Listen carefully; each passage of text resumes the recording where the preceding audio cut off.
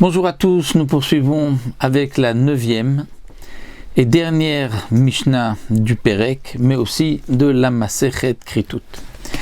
La Mishnah nous enseigne ici, Rabbi Shimon nous dit, Kvasim kodmim laizim bechol makom. On retrouvera, nous dit le Barthénoura, dans le Passouk, qu'à chaque fois la Torah nous marque les brebis avant les chèvres. Mina kvasim mina izim tikachu. C'est bakvasim ou baizim. Donc, si la Torah nous dit que à chaque fois c'est toujours la brebis avant la chèvre, alors est-ce que yachol mipnei shem ufrarimem? Est-ce que c'est parce que les brebis sont meilleurs, sont mieux que les chèvres? Talmud Lomar, la Torah vient nous dire non. Ve'im keves yavi korbano lechatat.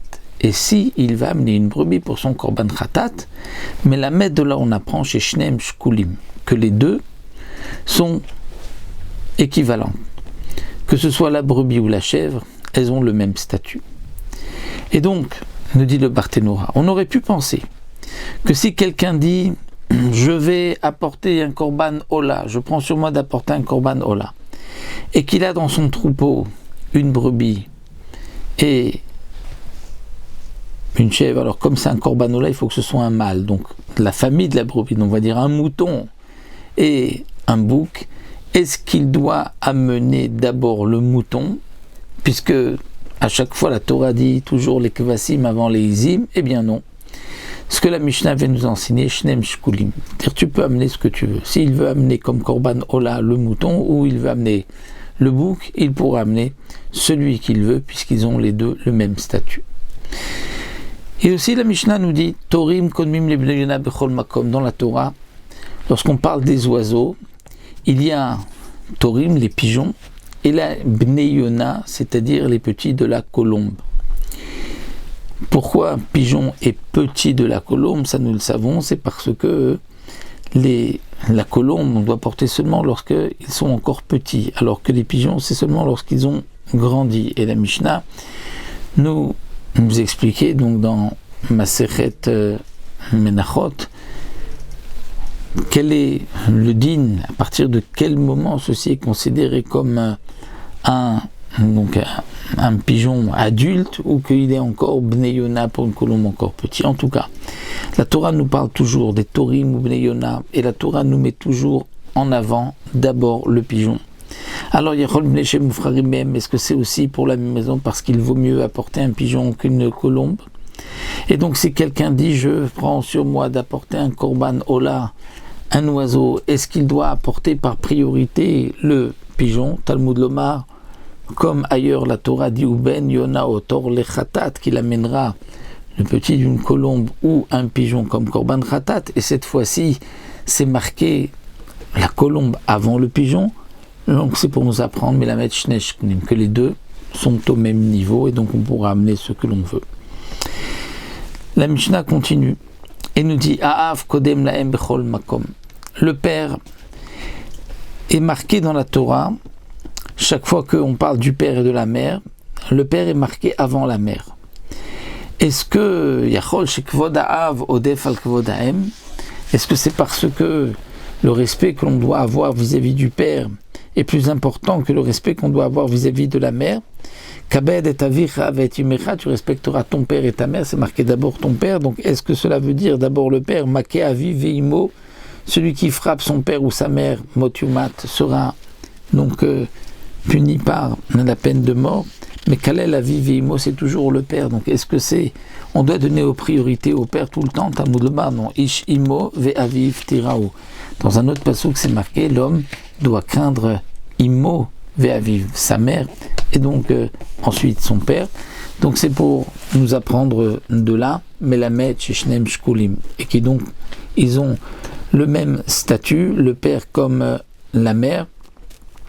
Et donc bien que une fois l'un est marqué avant l'autre, il n'y a pas de différence. Mais Aval Amou Chacham, les Chachamim m'ont dit que dans le cas où le père et la mère ont besoin du fils, Ha'av kodem la'em bechol makom.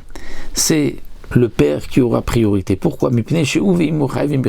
Parce que lui, le fils, et sa mère ont tous les deux l'obligation de respecter le père, le kavod du père. Et donc, dans ce cas-là, il faudra donc donner une priorité au père. Donc si le père demande à son fils de lui donner à boire, la mère aussi demande de lui donner à boire, le fils devra donner d'abord au père, bien que ils sont tous les deux shkolim. Mais bien sûr, ça c'est dans le cas où, comme nous le savons, les parents sont mariés. Mais dans le cas, l'Agma nous dit que s'ils ont divorcé, donc là il n'y a pas de priorité pour le père plus que pour la mère, puisque cette fois-ci la mère n'a pas d'obligation de respecter le père puisqu'elle n'est plus mariée avec lui.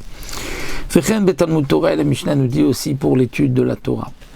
Im zacha ben lifnei harav, si le fils zacha ben, c'est-à-dire il a eu le mérite d'avoir un maître où il a appris la majorité de sa chokhma, de sa sagesse, de son savoir de ce maître-là, eh bien, ce maître, Kodem et Ha'av bechol makom, aura priorité sur le père dans tous les cas, nous dit le Barthénoura. Si il y a un objet perdu par le père, un objet perdu par le maître, eh bien, on devra rendre d'abord l'objet au maître et ensuite au père. De même, s'il faut racheter le père et le maître qui sont en captivité, on donnera priorité au maître, comme dit la Mishnah, ou donc de les faire vivre, de leur donner. Mais seulement, nous dit le Barthénoura, c'est si le père n'est pas chacham. Mais si le père est talmid chacham, même s'il n'est pas au même niveau que le maître, mais le père aura priorité sur le maître. Donc la Mishnah nous dit, là dans ce cas-là, le maître, kodem et ha'av bechol makom, étant donné que le père et lui-même ont tous les deux l'obligation de respecter le maître pour sa Torah. Et c'est donc pour cela qu'on donnera priorité au maître, mais comme nous l'avons dit dans le Barthénoura, si le père est talmid chacham, à ce moment-là on donnera priorité au père. Nous avons terminé le Siyata Dishmaya Masechet Tritut et on se retrouvera Bezrat Hashem pour une nouvelle Masechet Megillah.